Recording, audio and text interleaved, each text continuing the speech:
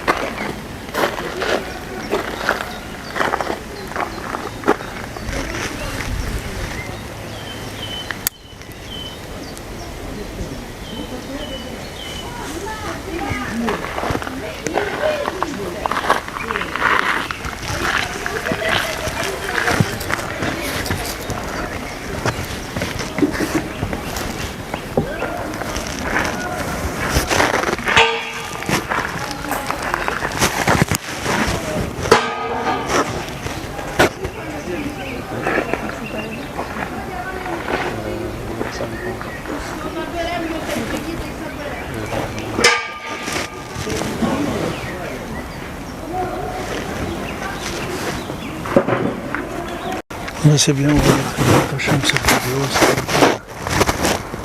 aider un petit peu de jeu.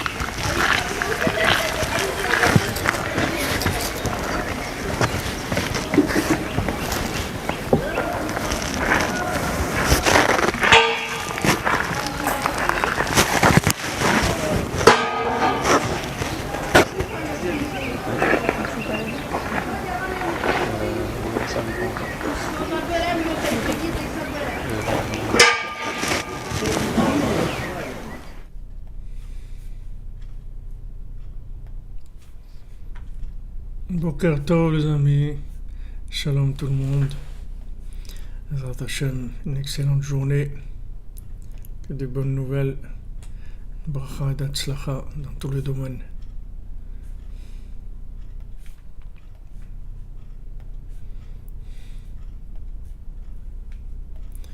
Merci d'être là, merci de votre assiduité, de votre présence, et voilà. Ensemble on avance, Bezrat Hashem.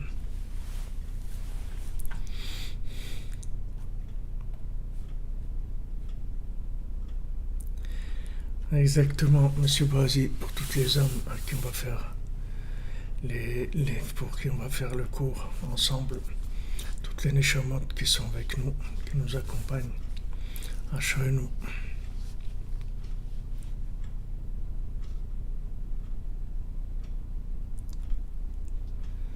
Bezrat Hashem, Badi, que de bonnes nouvelles. C'est que de bien dans la maison, que de bonnes nouvelles, que de bénédictions. Bezrat Hashem. Alors on fait le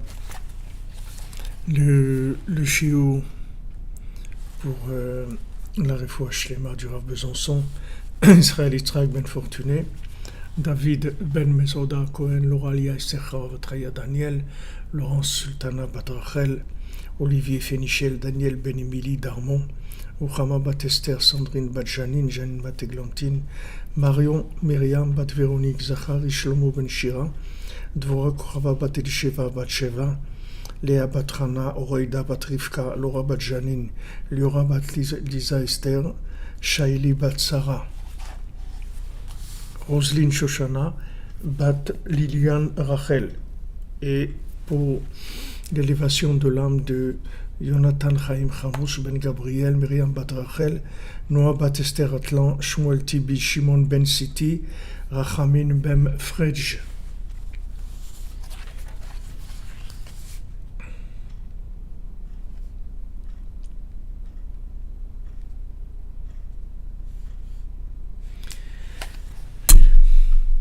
Merci d'être là, merci à vous d'être là, Baruch Hashem, Ashrenu. Merci Hashem, merci à Beno. Il donne le mérite tous les jours de prendre notre dose pour pouvoir continuer, Bézat Hashem, dans la joie avec la vitalité et la émouna. Garder les repères.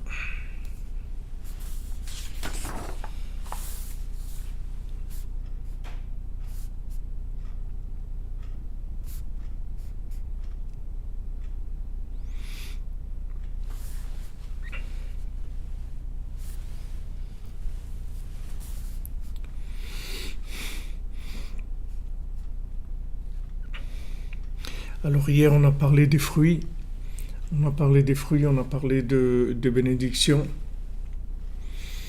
et sur les fruits, et comme quoi les fruits par leur nom même ils donnaient des fruits, c'est-à-dire ils donnaient des fruits, c'est-à-dire ils permettraient de procréer, puisque dans chaque fruit il y a des éléments d'âme, et quand on récupère des éléments d'âme, alors ça nous rend procréateurs, je ne sais pas si on peut dire comme ça, plus que ce qu'on était avant, puisque maintenant on a des éléments d'âme nouveaux, donc notre rapport avec la vie va être complètement nouveau, tout va changer. Alors c'est pour ça que ça s'appelle péri. Alors maintenant les fruits de l'arbre, et ils sont plus importants que les fruits de la terre. Et ils ont une bénédiction à eux seuls. Normalement on aurait pu dire voilà, si on dit la bénédiction que Hachem il crée tous les fruits de la terre, ça suffit. Mais on voit qu'il y a les fruits de la terre et il y a les fruits de l'arbre. Donc les fruits de l'arbre, ils ont aussi leur spécificité, c'est-à-dire qu'ils ont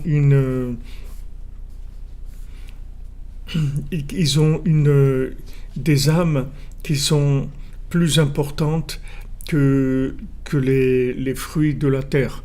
C'est-à-dire que c'est connu, c'est-à-dire plus le niveau de la chose est raffiné, son raffinement, c'est le témoignage des âmes qui l'habitent. Ça veut dire que les âmes qui sont dans les arbres fruitiers, elles sont dans les fruits des arbres fruitiers, elles sont plus élevées. Parce que c'est écrit Adam Etz Hasadeh. L'homme, c'est un arbre des champs. C'est-à-dire l'homme, il est comparé à un arbre. D'abord, si on voit un arbre avec ses branches comme les bras d'un homme, et le tronc, etc., comme le corps de l'homme. Alors l'arbre, il symbolise, on voit l'homme, il a une ressemblance. Donc l'arbre, c'est très proche de l'homme comme élément avant de passer à l'animal. Donc maintenant, si quelqu'un fait la bénédiction sur un fruit de l'arbre, il a fait Boré Peri Adama, il a fait la bénédiction des fruits de la terre, alors c'est bon, ça marche. Pourquoi ? Parce que les fruits les fruits de la terre et les fruits de l'arbre, en fait, ce sont tous des fruits, c'est-à-dire ils ont le nom de péri, de fruits, seulement les fruits de l'arbre, ils ont plus d'importance, ils sont plus raffinés. Mais si maintenant c'est le contraire, il fait Boré Péri Haetz, il fait la bénédiction des fruits de l'arbre sur un fruit de la terre, par exemple, il mange une banane, ou il mange une pomme de terre, ou il mange de l'ananas, et il fait le Boré Péri Haetz, alors là, il n'est pas acquitté, parce que la bénédiction de Haetz, elle n'est pas du tout en rapport avec le fruit de la terre, parce qu'ils n'ont pas le même niveau. C'est-à-dire que maintenant, le fruit de l'arbre, il inclut celui de la terre, mais le fruit de la terre, il n'inclut pas celui de l'arbre. C'est-à-dire que maintenant, si quelqu'un il a fait la bénédiction de fruits de la terre sur l'arbre, ça marche. Mais le contraire, ça marche pas. Et maintenant, surtout, s'il a dit chez Akol que Hachem il a tout créé, alors c'est bon, il n'y a pas de problème. C'est-à-dire sur tous les fruits en général, il a dit chez Akol, alors ça, c'est une bénédiction qui va marcher pour tous. Parce que la bénédiction chez Akol, c'est-à-dire que tout a été créé par Hachem, tout a été créé par la parole d'Hachem, ça c'est vrai pour tout. Parce que de la parole vont sortir les âmes, comme c'est écrit Nafshi Yatsa Bedabero. Mon âme est sortie en parlant, en le parlant, c'est-à-dire en le disant. Mon âme est sortie. C'est-à-dire quand on dit la bénédiction avec la bouche, en fait c'est comme ça qu'on va extraire l'âme qu'il y a dans le fruit et on va la joindre à notre âme de cette façon-là. Et c'est ce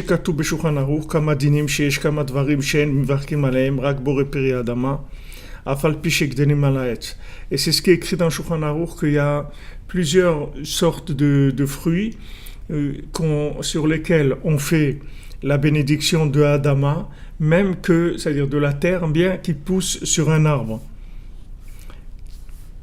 Va voir là-bas, parce que Béhémet, ce qu'ils ont dit, nos sages, qu'ils ont instauré une bénédiction spéciale pour les fruits de l'arbre, c'est uniquement pour leur importance. Parce que toute la bénédiction spécifique de chaque chose, c'est parce que elle est plus importante, donc on fait une bénédiction spécifique, si vous voulez, pour atteindre de façon plus précise, que la parole soit plus précise. C'est comme une définition, si vous voulez, c'est plus défini. C'est comme si vous demandez à quelqu'un, tu dis donne-moi ce truc-là, au lieu de dire donne-moi cette bouteille, ou je sais pas, donne-moi cet objet, cette passoire ou ce truc-là. Alors on dit donne-moi ce truc-là. Bon, ce truc, ça inclut pas mal de choses. Alors le fait que maintenant nos sages ils ont donné des bénédictions spécifiques. Normalement, la bénédiction chez Akol, c'est que tout est créé par la parole divine. Normalement, ça devrait suffire pour tout. Mais ils ont donné des bénédictions spécifiques de manière à toucher spécifiquement l'âme par le nom, le nom précis. C'est comme si vous appelez quelqu'un un être humain, vous dites et monsieur ou madame, ou bien vous dites Yaakov ou Shimon ou Rachel, c'est-à-dire c'est plus précis. Et si vous rajoutez le nom de la maman de Rachel Bat Simcha, par exemple, ça devient très précis. Mais si vous dites madame ou monsieur, c'est aussi, ça s'adresse à la personne, mais c'est plus large.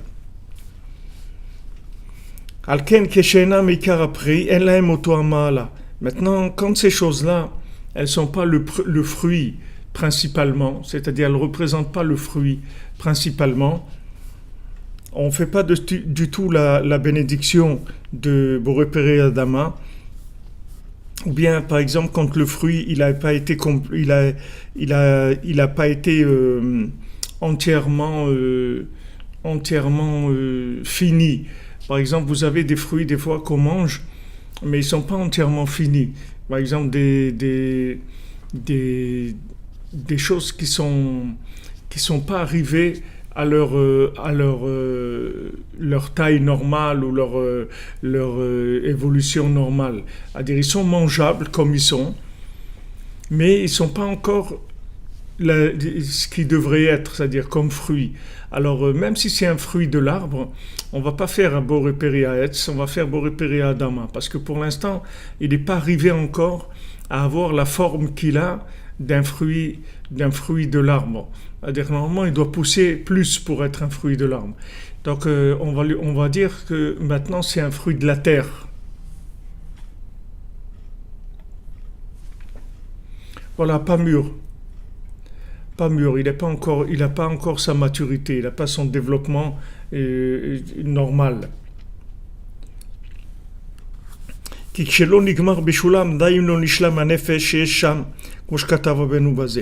Parce que maintenant, si un fruit, il a pas fini sa maturité, c'est-à-dire il n'est pas arrivé à sa maturité, donc maintenant il n'a pas l'âme qu'il faut. D'ailleurs, Rabbeinu, il a dit que c'est dangereux de manger des fruits verts. C'est-à-dire que Rabbeinu dit qu'il ne faut pas manger des fruits qui ne sont pas mûrs. Et si, par exemple, il y a des fois pour des raisons de transport ou autre, par exemple, vous avez des bananes, elles sont vertes. Alors, il les cueille quand elles sont encore vertes, comme ça, il gagne le temps du transport, etc., le temps qu'elles mûrissent. Donc il faut faire attention de ne pas manger ces bananes ou ces fruits qui sont verts. Parce que si on mange des fruits verts, comme ces fruits, ils n'ont pas fini encore de se nourrir, alors en fait on arrive dans le système inverse. Au lieu que quand nous on les mange, on s'enrichisse de l'âme qu'il y a dans le fruit, comme le fruit il n'est pas terminé, c'est lui qui va se nourrir de notre âme. Et c'est dangereux et Chas v'Shalom ne peut pas arriver à tomber malade et même Chas v'Shalom mourir en mangeant des fruits qui sont pas mûrs. Donc Rabbeinu l'a mis en garde de faire attention de ne pas manger des fruits qui sont pas mûrs. Maintenant, si les fruits, ils ont mûri d'eux-mêmes, pas sur l'arbre, il n'y a pas de problème, c'est bon aussi. C'est-à-dire que si maintenant on a laissé ces bananes vertes quelques jours, maintenant elles sont devenues jaunes, normales, on peut les manger, il n'y a pas de problème.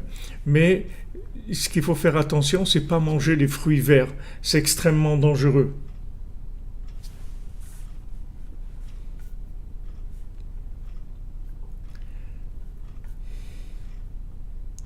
Oui, c'est ça, elles prennent notre vitalité. On me dit qu'il y a des grésillements, vous entendez normalement? Il y a quelqu'un qui dit que ça grésille, moi je vois pas de son ici qui soit pas...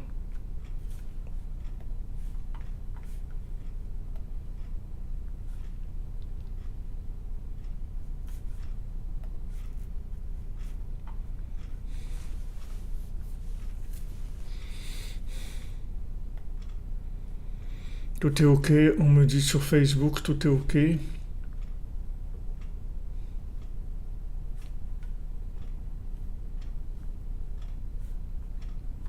C'est bon, merci. Merci les amis. Merci Monsieur Chartner. Il n'y a pas de grésillement, merci. Mademoiselle Freeman. Non, apparemment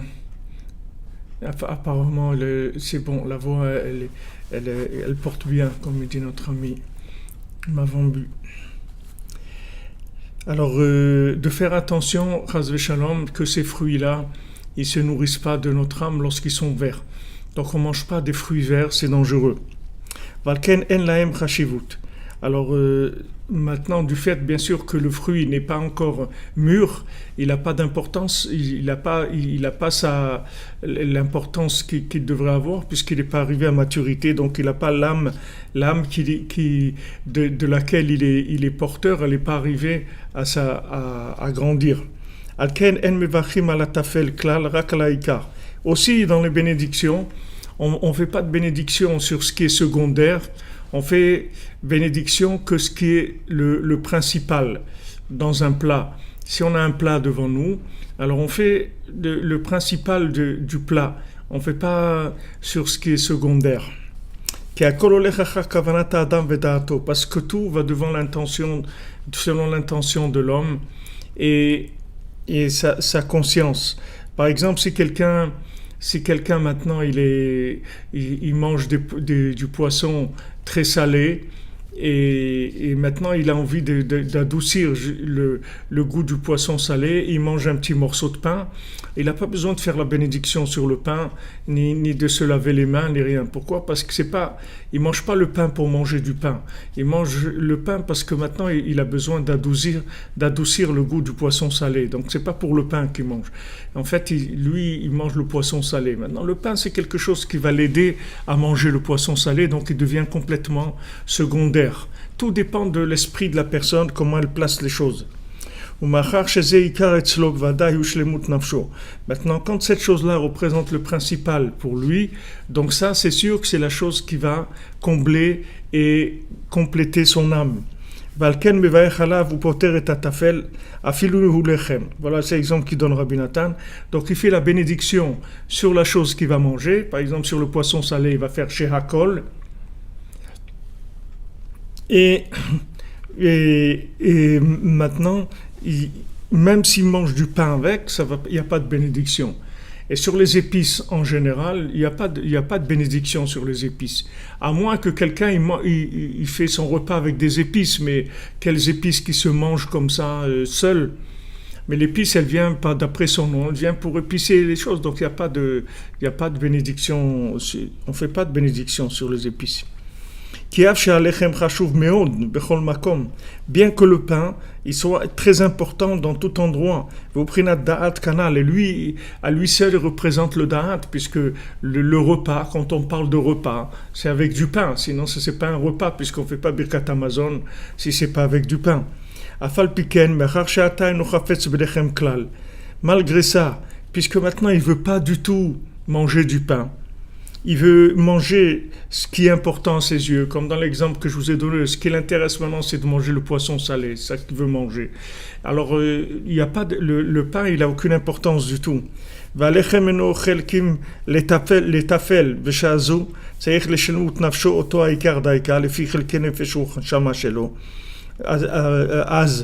que maintenant, en fait, dans le moment dans lequel il se trouve, maintenant, il a envie de manger ce poisson salé. Ça veut dire que maintenant, la partie qui est avec son âme maintenant, c'est-à-dire qui a un rapport avec son âme, c'est que s'il se trouve dans ce poisson salé, parce que c'est ça qu'il veut manger. Et maintenant, s'il prend du pain pour adoucir le goût trop fort du poisson, ce pain-là, il est complètement secondaire. En fait, c'est comme de la musique, si vous voulez. C'est-à-dire qu'il y a des éléments qui viennent maintenant, qui sont en harmonie avec la mélodie, et il y a des notes et des choses qui sont complètement dehors. Bien que maintenant ces choses-là, elles peuvent être bien, mais maintenant elles sont complètement en dehors de la mélodie. Alors maintenant il y a un rapport avec cette nourriture-là, et du fait que maintenant j'ai envie de manger cette nourriture, ça veut dire que maintenant il y a une union qui va se passer avec les éléments spirituels qu'il y a dans cette nourriture-là. Et c'est que par rapport à cette nourriture que je dois faire la bénédiction, parce que c'est le lien spirituel, il va se faire qu'avec cette chose-là.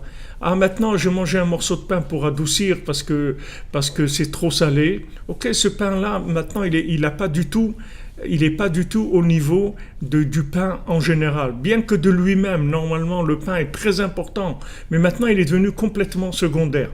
Donc, tout dépend en fait, de la conscience et de l'intention de la personne. C'est ça qui compte dans la vie. C'est-à-dire que si maintenant, votre conscience des choses, comme on le dit souvent, votre conscience des choses, alors c'est elle qui fait votre vie, si vous voulez. C'est-à-dire le rapport avec le monde, c'est ça qui fait votre vie.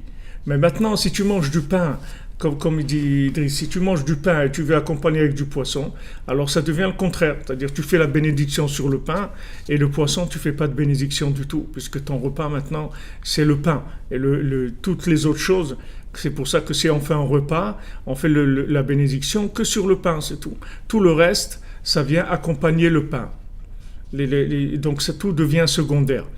Donc dans la vie, en fait, la conscience des choses, c'est ça qui donne le lien avec la chose elle-même. C'est-à-dire que si vous voulez maintenant avoir le rapport qu'il faut avec l'âme qui se trouve dans la chose, c'est-à-dire l'énergie spirituelle qui se trouve dans la chose, tout dépend de combien vous donnez d'importance à cette chose-là.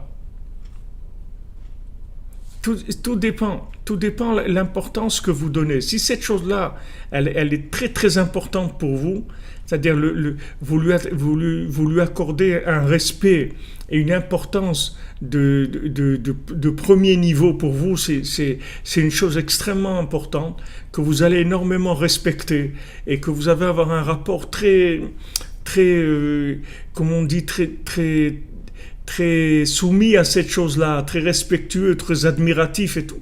Alors cette autre chose-là, elle va libérer l'âme qu'elle a en elle beaucoup plus que quelqu'un qui va donner une importance qui est secondaire ou même des fois un mépris. C'est-à-dire que si vous méprisez, alors ça y est, la chose elle se ferme. Elle se ferme et l'âme qui a dedans, elle va pas s'exprimer. Et les individus, c'est la même chose. Il y a des gens même qui sont mariés avec leur conjoint, mais ils n'ont pas le respect de leur conjoint qui est au niveau de ce qui doit être. Donc l'âme du conjoint, elle ne peut pas leur donner l'énergie qu'elle doit leur donner. Parce que si vous voulez libérer l'énergie, c'est la conscience de la chose qui va libérer les énergies. Si vous ne considérez pas la chose, si vous ne la respectez pas, l'individu ou l'animal ou la plante ou la pierre ou tout ce qu'il y a sur terre, si vous n'avez pas un respect pour la chose elle ne va pas se libérer. C'est-à-dire l'énergie qu'il y a dedans, elle ne va pas se libérer. Et c'est la même chose. C'est-à-dire on voit pour la nourriture que la Torah, elle est très... Elle demande, faites très attention à la nourriture, de ne pas mépriser la nourriture. Et on dit par exemple, celui qui jette le pain, chas de shalom, du pain par terre ou un truc comme ça, alors ça lui amène de la pauvreté, chas de shalom, dans sa maison. Parce que le pain, c'est quelque chose de très important. C'est-à-dire que ça représente quelque chose d'important. Maintenant, s'il prend ce pain, il le jette par terre comme ça, alors il méprise quelque chose d'important. Et là, non seulement le pain, il ne va pas lui donner l'énergie, mais comme le pain, il a un pouvoir très important en lui, donc ça peut se retourner contre lui, chas de shalom, et lui amener de la malédiction. C'est-à-dire que la Torah nous dit de faire attention au piruré lechem, c'est-à-dire aux miettes de pain, parce qu'il dit que celui qui jette les miettes de pain, c'est comme s'il jette les miettes de semences de l'esprit qui partent en vain et qui ne donnent pas des enfants. Ils ont comparé le pain à la semence de l'esprit pour enfanter. Donc vous voyez que vraiment c'est exactement pareil. C'est-à-dire que dans la nourriture, comme nous a dit Rabbi Nathan avant, elle périt, c'est comme pérour, vous multipliez-vous. C'est-à-dire que les fruits, ils font des enfants, ils multiplient puisque c'est des éléments d'âme qui vont s'associer à la personne. Donc le respect des choses, en général, le respect de la création, de toute créature qu'Hachem a faite. Et on n'a pas le droit de mépriser quoi que ce soit sur terre. Comme nos sages disent, le Talmud dit que même si quelqu'un qui a fait honte à son cheval, il donnera des comptes sur ça. Pourquoi il a fait honte à son cheval ? Le cheval, son cheval, et c'est pas parce que c'est un cheval et qui fait un travail de transport ou autre qu'il doit le mépriser, il doit lui faire honte. Il peut pas lui faire honte, il doit le respecter. Il doit respecter toute chose. Alors maintenant, si la chose, vous la respectez, elle vous donne elle se libère, vous voyez. C'est-à-dire que quand vous respectez, vous voyez, ayez une attitude respectueuse par rapport à quelqu'un. Mais surtout avec un enfant, vous pouvez voir ça parce que l'enfant, il n'a pas de choses dans sa tête, de méfiance, ni des choses comme ça. Mais si vous êtes respectueux avec lui et vous attachez de l'importance à la manière dont il est habillé, ou bien il a un jouet, ou il a un dessin, vous dites, ah, c'est toi qui as fait ce dessin, mais qu'est-ce qu'il est beau et tout, mais comment tu fais pour dessiner comme ça? Alors vous allez voir, il va commencer à s'ouvrir, il va dire, ben oui, parce que en fait j'aime dessiner, puis ma maman m'a acheté ça, et il va commencer, vous voyez, à parler, à s'exprimer, parce que vous lui accordez de l'importance. Mais si maintenant vous méprisez la chose, la chose, elle se ferme. Et quand elle se ferme, alors vous pouvez dire, bon, ben, c'est pas grave. Non, c'est très grave. Pourquoi? Parce que, en fait, ça entraîne de la stérilité. Ça entraîne le fait que cette chose-là, elle doit maintenant, comme on a dit, nafshi yatsa bedabero, l'âme, elle sort dans la parole, c'est-à-dire la parole qui va venir du cœur, qui va venir de l'intérieur, elle n'est pas sortie. Donc si cette parole, elle n'est pas sortie, il ne va pas avoir d'enrichissement pour vous. C'est-à-dire que la personne, elle ne nous a pas transmis le message qu'elle devait vous transmettre, qui était une énergie de l'intérieur. La personne, elle s'est fermée, elle vous a donné qu'une apparence d'elle-même. C'est comme si vous mangez la peau du fruit, mais vous n'avez pas mangé le fruit. C'est-à-dire le fruit ne vous a pas donné ce qu'il a en lui.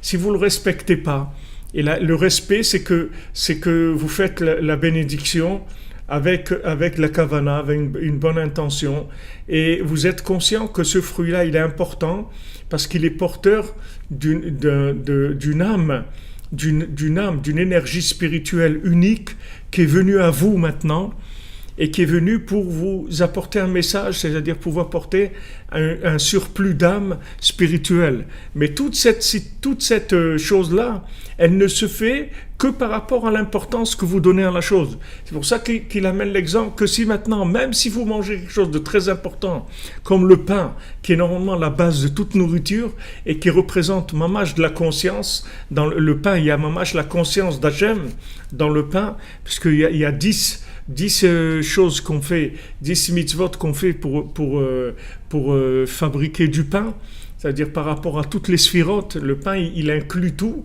Malgré ça, si maintenant le pain, vous l'utilisez juste pour que le poisson il soit moins salé, alors le pain, il n'a pas du tout la place qu'il doit avoir, et donc il n'y a même pas besoin de bénédiction. Alors elle a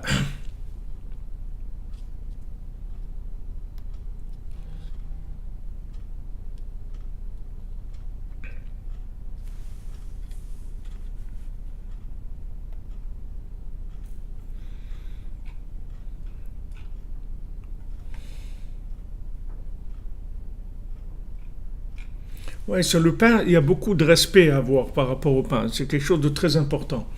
Maintenant,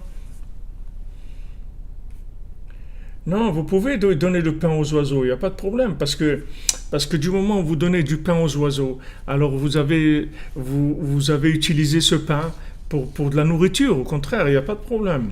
C'est très bien de donner aux oiseaux, il n'y a pas de problème. D'abord, vous nourrissez l'oiseau, mais aussi le pain, vous lui donnez une importance, vous le jetez pas. Le truc, c'est de ne pas le jeter de façon... Par exemple, en Eretz Israël, et même ici à Ouman, quand vous avez l'endroit des poubelles, alors à côté, il y a en général un endroit où les gens ils posent le pain. Oui. Et il y a des gens qui ont des poulaillers, des trucs et tout, ils savent, ils viennent à côté des poubelles, ils prennent le pain.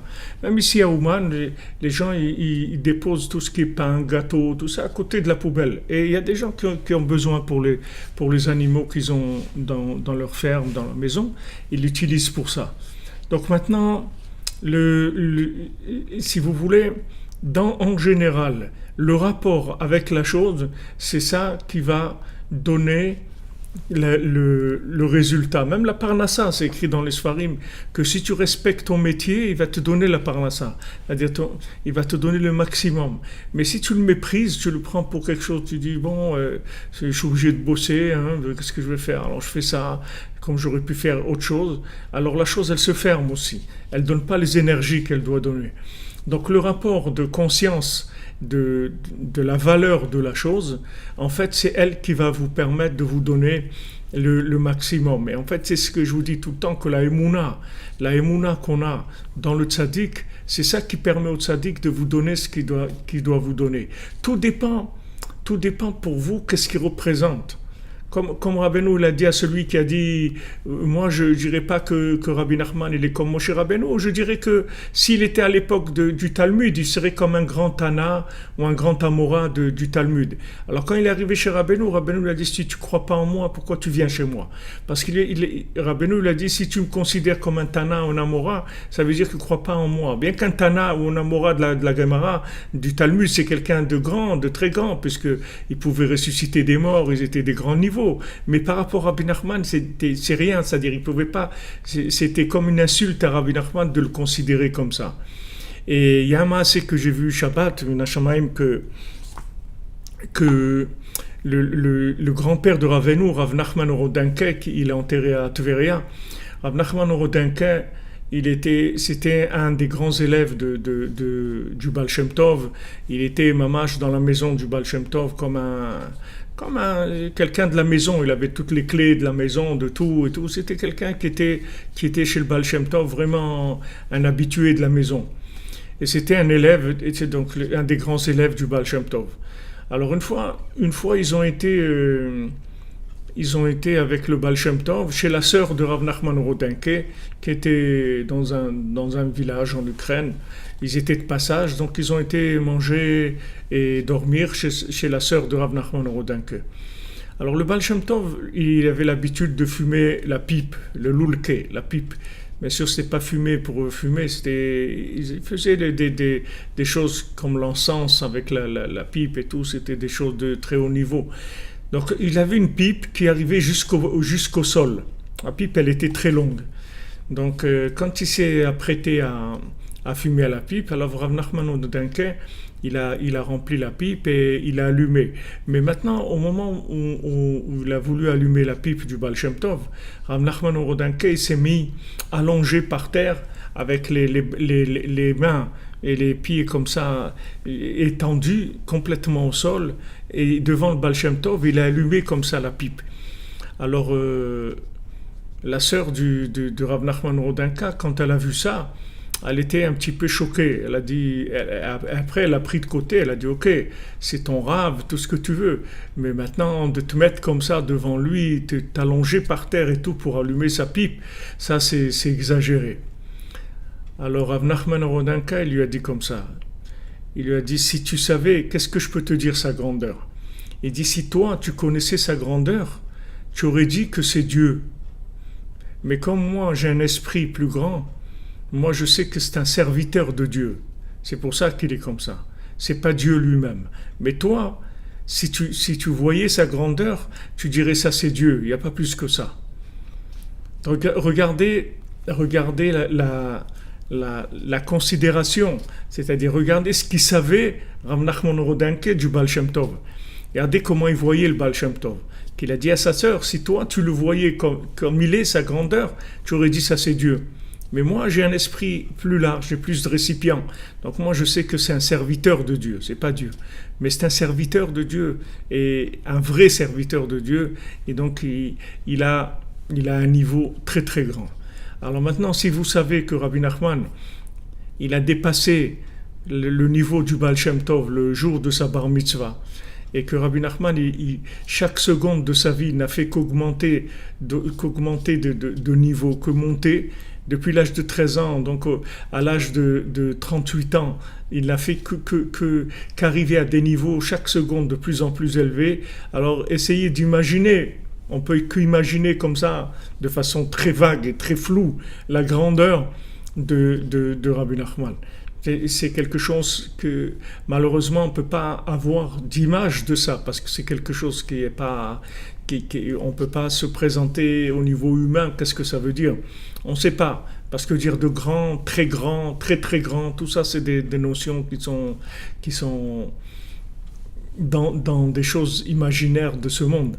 Mais la grandeur du tzaddik, c'est quelque chose qui est dans le cœur. Chacun y ressent. Mais même ce qu'il ressent, il faut savoir que c'est très très très loin de ce que le tzaddik il est vraiment. Parce que ce qu'on ressent dans notre cœur, en général, c'est le maximum que notre cœur il peut donner comme considération, comme importance, comme confiance, mais tout ça c'est très très loin, c'est tellement loin de ce que le tzaddik il est lui-même. Alors chaque moment de notre vie, chaque fois qu'on a un moment qu'on peut penser à lui, qu'on peut dire merci à Hachem qui nous a donné un tzaddik comme ça. Alors comment il faut développer ça, parce qu'en fait tout dépend de ça.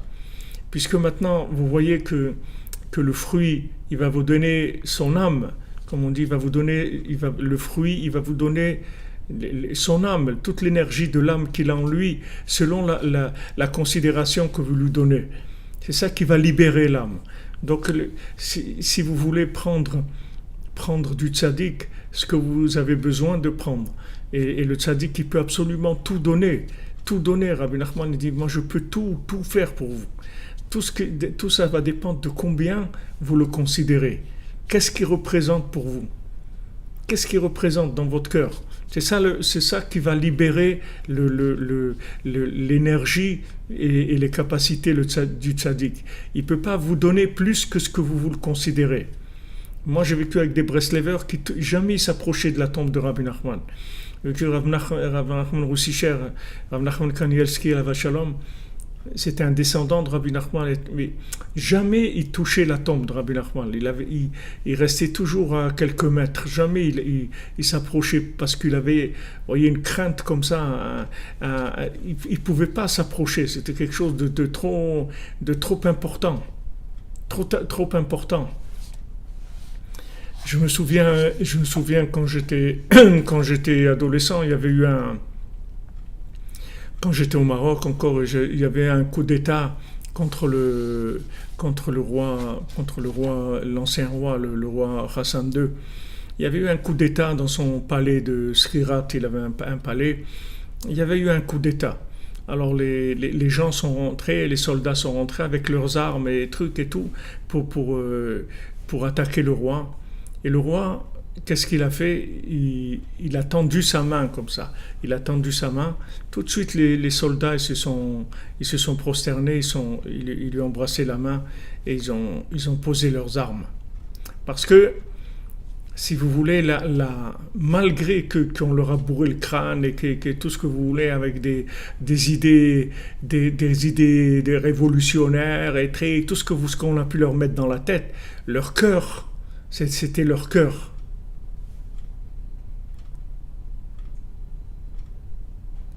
Leur cœur, c'était leur cœur. C'est-à-dire qu'on ne peut pas... on ne peut pas le dire. L'attachement du roi, c'est le roi, c'est tout. Tu peux me dire ce que tu veux, que trucs, ouais, il nous faut plus de trucs sociaux, et plus tout ce que tu veux. Des théories de logique, tout ce que tu veux. Mais le roi, ça reste le roi. Et ce respect-là, il est très très fort. C'est quelque chose de très très fort. Et c'est ça qui va permettre, si vous voulez, au roi d'être un roi. Parce qu'en fait, en melech bloam, c'est-à-dire qu'il n'y a pas de roi sans peuple. En fait, le roi, il est le roi du peuple. Comment le peuple il considère le roi. Malheureusement, aujourd'hui, les quelques rois ou les reines qu'il y a dans le monde, on les a mis en seconde position en plaçant des parlements, des gens qui gouvernent le pays, etc. Parce que partout, les gens, ils ont les nerfs de l'ego et de vouloir gouverner eux-mêmes et d'avoir de représentants du peuple, etc. Mais les gens, ils n'ont pas conscience de ce qu'ils perdent par le fait que ils n'ont pas le respect. Déjà, quelqu'un qui a la chance d'avoir un roi dans le pays, s'ils avaient les gens le respect de leur roi, il ne sait pas combien le roi il peut amener de bénédictions dans le pays. Il y a une bénédiction quand on voit un roi. Quand on voit un roi, il y a une bracha qu'on fait, une bénédiction, que nos sages ils disent, voilà, tu vas faire cette bénédiction.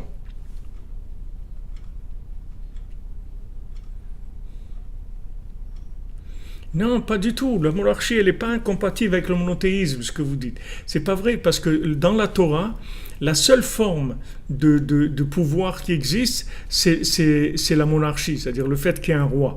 Vous avez David Melech Israël, c'est le Mashiach.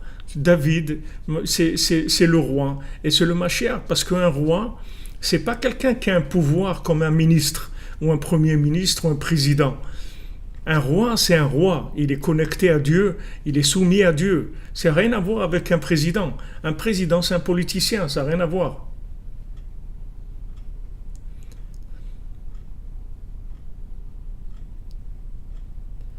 Exactement, le roi des rois, le Mashiach, c'est lui qui couronne tous les rois.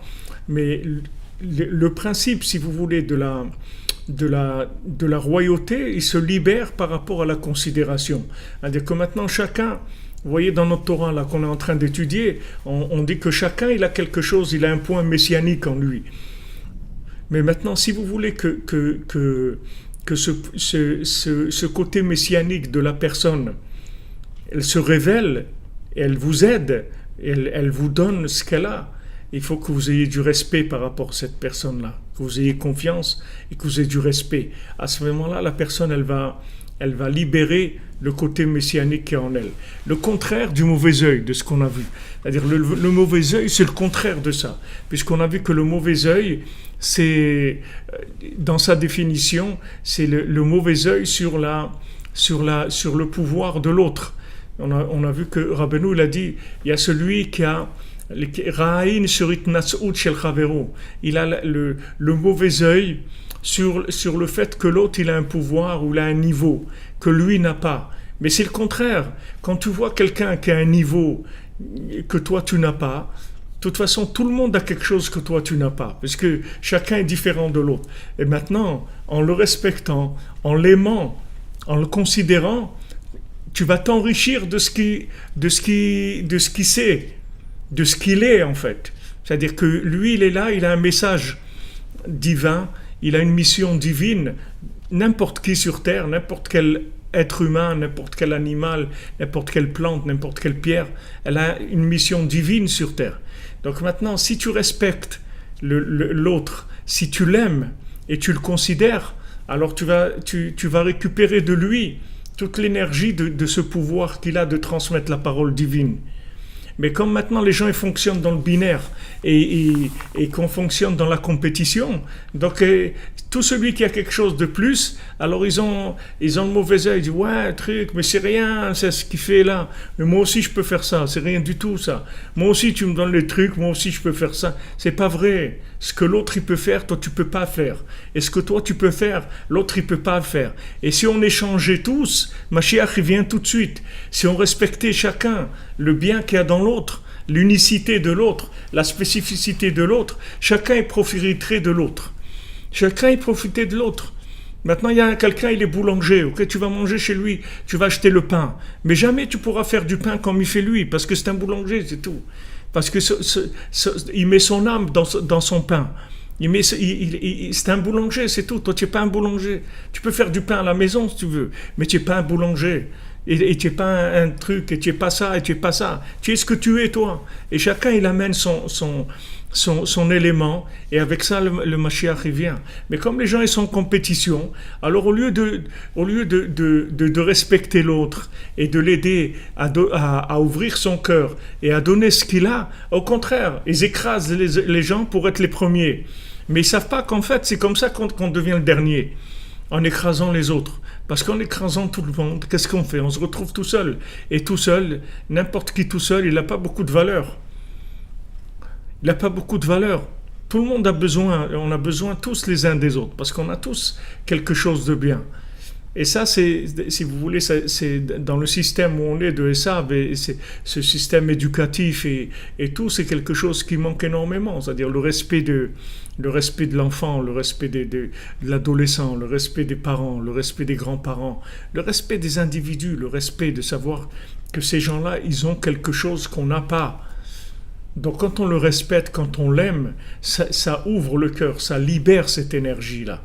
Et on a tellement besoin de ça. On ne peut pas s'imaginer combien on a besoin de ça. Ça, c'est le contraire c'est le contraire du mauvais œil. Comme la Mishnah dit, il fait partie des élèves de Avraham Avinu, qui ont un bon œil. Ils ont un bon œil. Ils sont pas orgueilleux. Ils veulent pas manger le monde. Ça, c'est les élèves d'Avraham Avinu. Les élèves de Bilam, c'est le contraire. Les élèves de Bilam, ils ont le mauvais œil. Comme Bilam, il avait mauvais œil. Il voulait mettre le mauvais œil sur le Ham Israël. Hachem, il lui a tourné sa malédiction en bénédiction. Mais il est arrivé à faire du mal quand même, avec son mauvais œil. Donc les élèves de Bilam, ils ont mauvais œil, ils ont de l'orgueil, ils veulent manger le monde, ils veulent tout prendre pour eux. C'est le contraire de la istapkut qu'il a dit Rabbeinu dans la Torah, c'est-à-dire que de la retenue. Qu'est-ce que c'est la retenue? La retenue, ça veut dire que je suis ce que je suis, c'est tout. Je suis ce que je suis, et je me limite à ça. Je ne vais pas aller prendre ce qui appartient à l'autre. Ni je vais lui voler ce qui lui appartient matériellement, ni je vais lui voler ce qui lui appartient spirituellement. Si je méprise quelqu'un, si je méprise quelqu'un, en fait, je le vole. Pourquoi je le vole? Parce que je l'atrophie. Je l'atrophie. Quand je méprise quelqu'un, quand j'aime pas quelqu'un, je l'atrophie puisqu'il se ferme. Il peut pas et il se rend même pas compte. Les gens, ils se rendent même pas compte de ça. Il y a des gens qui se rendent compte quand ils arrivent à un degré de maturité, comme des tzadikim et tout, sur lesquels on fait la guerre contre eux, etc. Mais ces gens-là, ils sont conscients de la guerre qu'on fait contre eux parce qu'ils ont du bien en eux. Mais la plupart des gens, quand ils savent pas ça, la plupart des gens, quand ils sont mal considérés, quand tout le monde les méprise et tout, ils croient qu'ils sont méprisables, que c'est comme ça, que leur vie, elle est comme ça.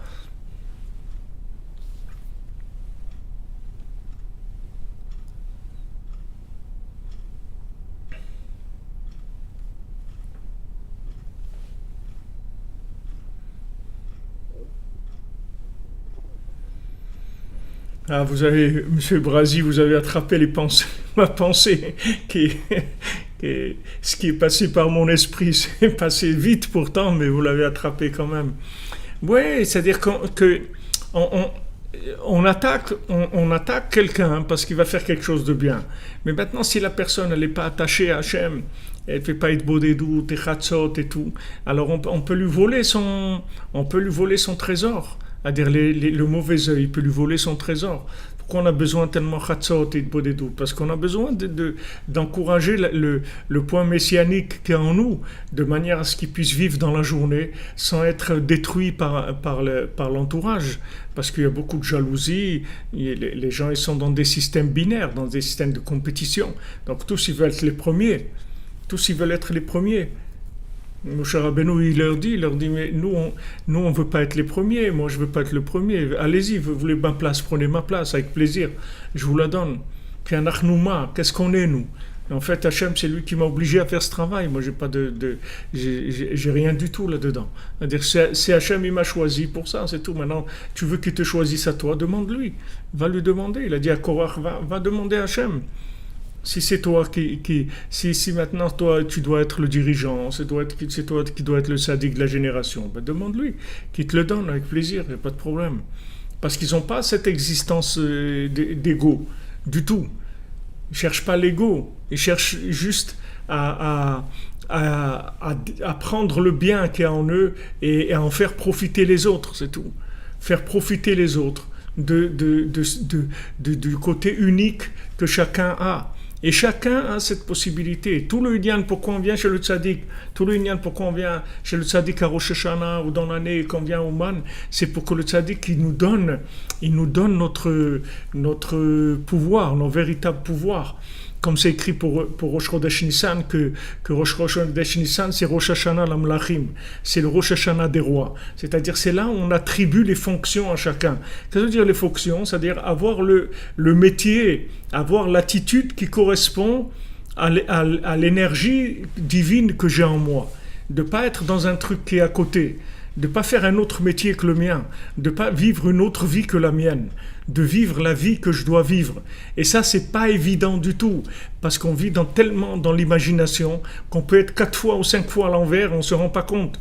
Parce que tout marche, n'importe quoi, ça marche, on s'habitue et on y arrive. Si maintenant il y a le truc de Stockholm là, qu'ils appellent, c'est-à-dire que maintenant, si quelqu'un il se met même à aimer son ravisseur, alors à plus forte raison, et regardez qu'est-ce qui peut se passer. Quelqu'un qui a kidnappé, il l'a kidnappé, Mamash lui a volé, etc. Et il finit par l'aimer. Regardez maintenant dans la vie comment quelqu'un il va aimer celui qui l'a kidnappé, c'est-à-dire le système qui l'a kidnappé, qui lui a volé sa vie. Il va finir par l'aimer. Donc, alors, regardez comment on est en danger, comment on peut nous tourner en rond. C'est tellement dangereux. C'est pour ça qu'on vient chez Rabbi Nachman et on revient, parce qu'on a besoin de remettre les pendules à l'heure tout le temps. On a besoin que quelqu'un il nous donne notre place. On en a vraiment besoin. Ouais, exactement. La personne, elle croit que c'est normal après. Exactement, c'est l'Égypte, ils croient que c'est normal, c'est ça la vie. Voilà, syndrome de Stockholm. Merci, monsieur Pentrel. Le syndrome de Stockholm. C'est-à-dire, la personne, elle va aimer son ravisseur. Comment quelqu'un il peut aimer son ravisseur? Oui, parce que l'homme, il a une force d'assimilation et de régénération des éléments qui est dans l'imaginaire qui est incroyable. Incroyable. Même dans la médecine, les médecins ils disent souvent, ils n'arrivent pas à faire le diagnostic sur les gens parce que les gens, ils s'habituent à leurs problèmes. Ils ont un problème et ils s'habituent à vivre avec. Donc après, c'est plus un problème parce qu'ils sont habitués à vivre avec. Donc ils se rendent même pas compte qu'ils ont mal là et là parce que ça fait partie de leur vie de tous les jours. Donc ils se rendent plus compte que c'est un problème parce que ils sont habitués à vivre avec ça. Donc l'homme, il a une capacité d'assimilation dans l'imagination énorme. Donc comment vous trouvez la vérité? Si maintenant on s'habitue au mensonge comme si c'était la vérité et que la vérité qui est en nous, on ne la connaît même pas, qu'on ne sait même pas qui on est, comment on va faire si on n'a pas un maître, quelqu'un qui nous sort de là? Quelqu'un qui nous sort, qui nous tire, qui nous met à notre place, qui dit voilà, prends ta place et confiance. Lève-toi, Khatsot, fais de Bodedut, fais Tikkun Klali, viens au mal, fais, tu vas trouver ta place. Et ta place, elle est unique. Et tu ne seras heureux que quand tu trouveras ta place. Si tu ne trouves pas ta place, tu ne seras jamais heureux. Dans la place de quelqu'un d'autre, tu ne peux pas être heureux. Tu peux imaginer que tu es heureux. Tu peux imaginer, mais au fond de toi, tu es malheureux parce que tu n'as pas trouvé ta place. Ta place, ce n'est pas celle-là. Ça peut être une très belle place, mais ce n'est pas la tienne. La place de quelqu'un, c'est la sienne, c'est-à-dire c'est quand il est arrivé à la sienne. C'est pas une place. Des places, il y en a beaucoup dans le monde. Alors quand vous êtes dans un système de compétition en plus, que chacun il veut être le premier, alors ça fausse déjà complètement tout. Pourquoi je vais être le premier? Je veux être moi-même, c'est tout. En étant moi-même, en même temps je suis le premier, en même temps je suis moi-même, en même temps je suis le premier. Pourquoi? Parce que je suis unique. Donc, il n'y a pas un deuxième comme moi. Donc, automatiquement, je suis le premier, puisque je suis le seul. Puisque je suis le seul à être comme ça. Donc, c'est sûr que je suis le premier. Je suis le premier et le dernier en même temps. Il n'y en a pas d'autres comme moi. Donc, je suis tranquille. Il n'y a pas de problème. Mais quand maintenant, les gens ils vous mettent un système de compétition, à aller plus que ça, à gagner plus, développer plus, faire des trucs plus. Alors, tous les gens, ils sont dans la course à être plus que là. Et ils se définissent en binaire par rapport aux autres. Alors qu'il faut se définir, comme je vous ai dit hier, pas à l'horizontale, il faut se définir au vertical, dans le rapport avec Hachem. C'est sur ça qu'il faut se définir. Donc, voyez tout ce rapport avec le monde, tout ce rapport avec même les fruits qu'on mange. Comment Hachem il nous dit, regarde, respecte les choses. Et l'attitude qu'il faut par rapport aux choses qui viennent vers toi, ta nourriture, ton argent, ta famille, tout, tes amis, les gens avec qui tu vas étudier, échanger, etc.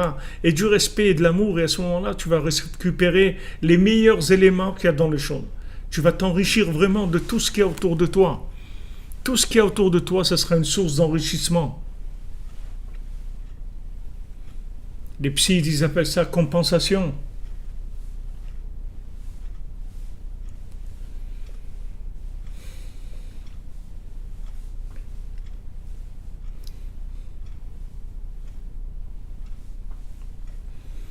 Merci Hachem, merci Rabbi Nachman, merci Hachem qui nous a donné un tzaddik comme ça, qui nous libère tous les jours des griffes de, de, de, de l'emprisonnement, de la médiocrité, de toutes ces choses-là qui veulent nous enfermer complètement, nous mettre dans du formol. Hachem Ishmor, qu'Hachem il nous protège, Béhémet. On a besoin vraiment d'intervention très élevée parce qu'on a en nous des capacités extraordinaires et surtout uniques. On a un travail unique, on a des choses uniques en nous et il faut absolument les faire sortir, les faire vivre parce que sinon qu'est-ce qui va les faire vivre? Exactement, je suis le fils du roi, tout à fait.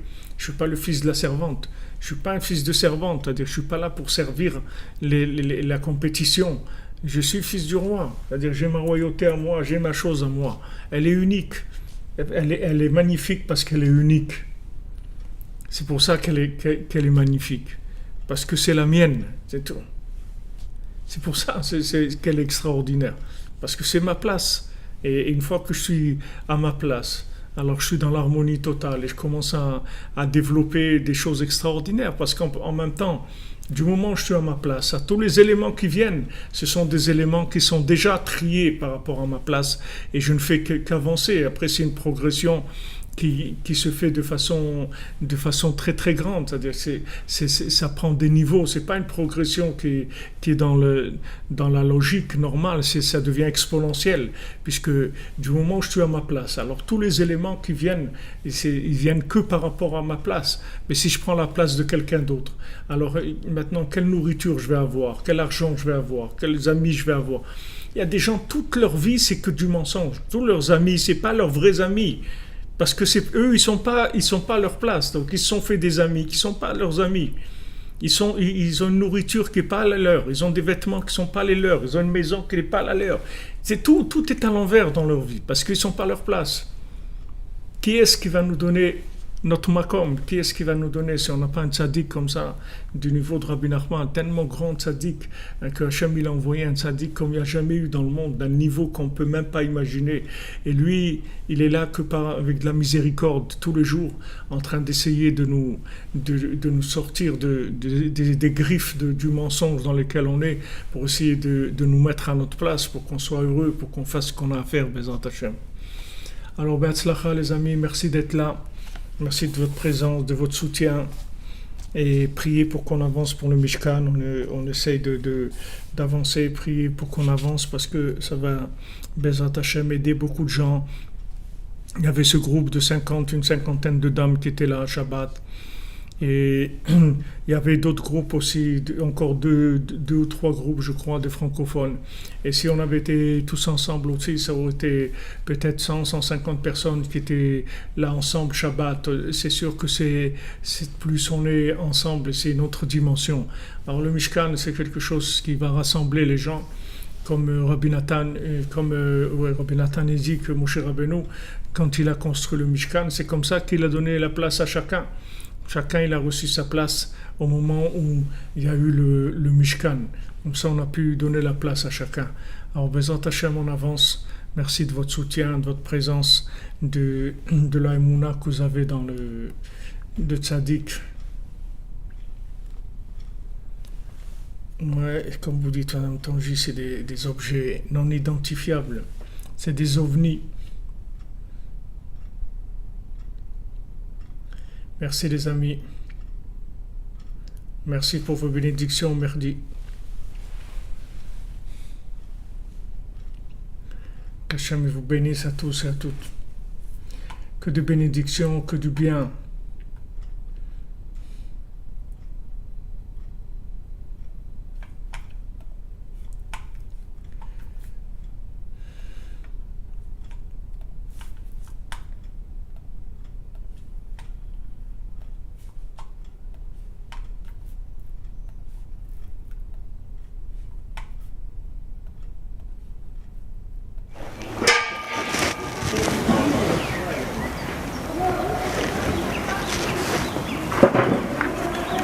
Mais c'est bien, on va mettre Hachem cette vidéo, ça va aider un petit peu de jeu.